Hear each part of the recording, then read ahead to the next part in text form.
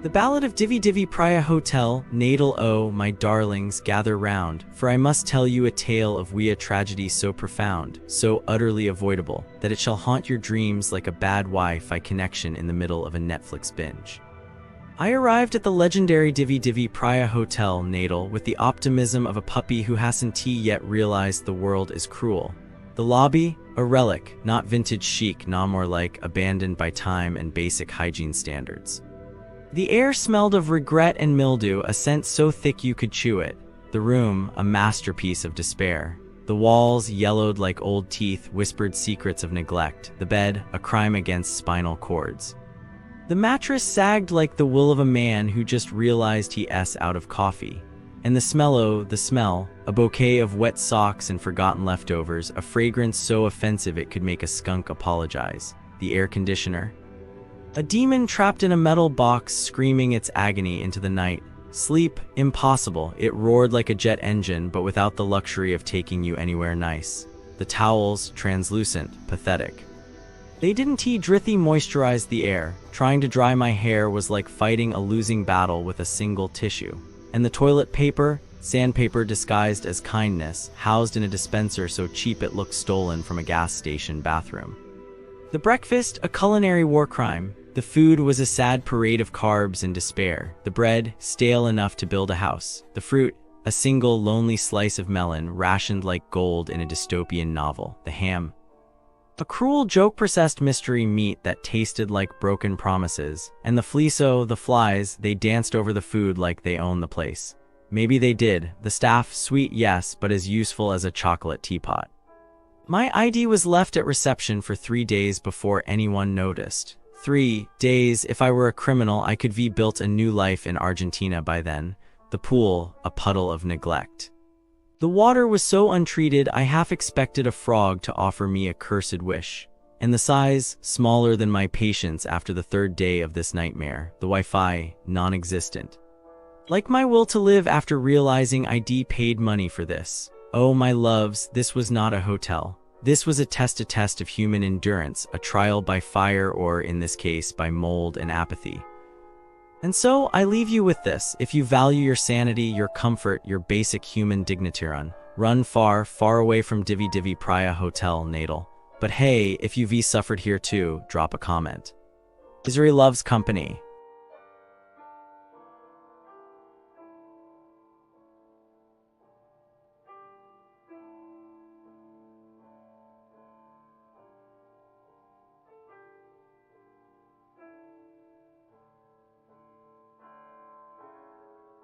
You know, I was looking into crimes near Divi Divi Praia Hotel, Natal, and it's not all sunny and beautiful, you know.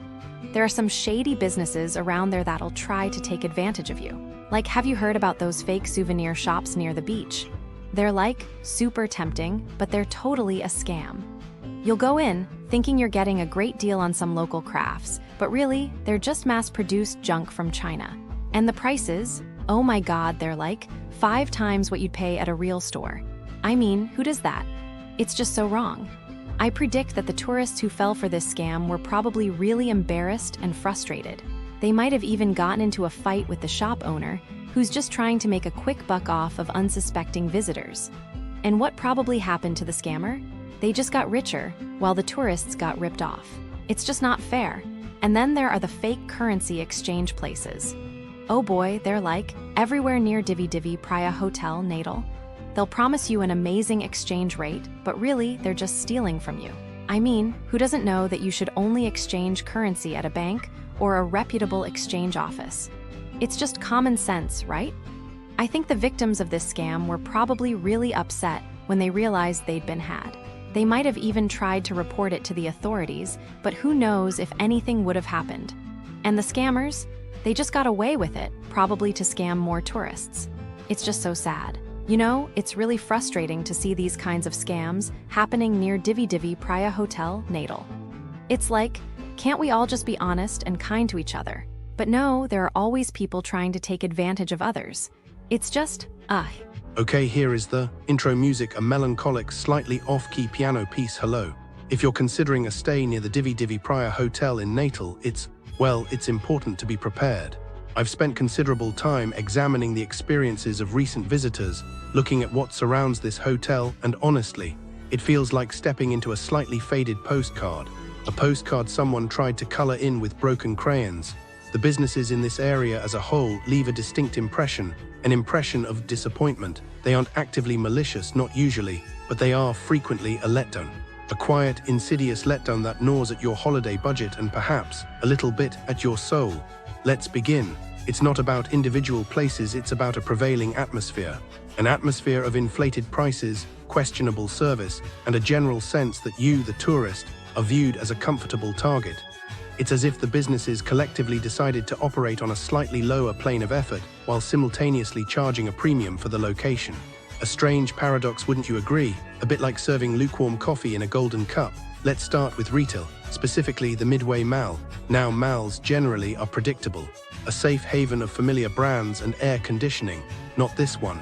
This mall, according to those who have bravely ventured within, seems to operate under a philosophy of maximizing inconvenience.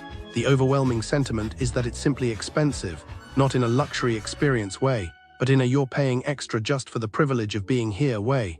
Parking, for example, is a paid proposition which is standard, but the complaints extend beyond the cost.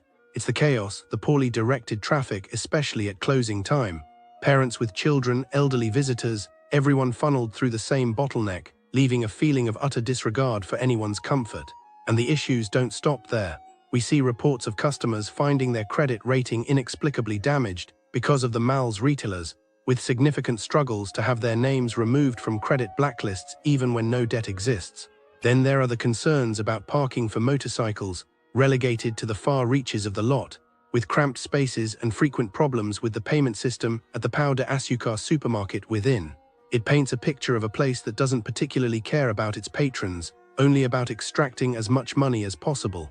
A rather cold feeling, wouldn't you say? Like a handshake from someone wearing gloves. Moving on, let's consider establishments that offer a bit of pampering, the spas. Specifically, Spa Essência Natal. A spa should be a sanctuary, a place of relaxation and rejuvenation.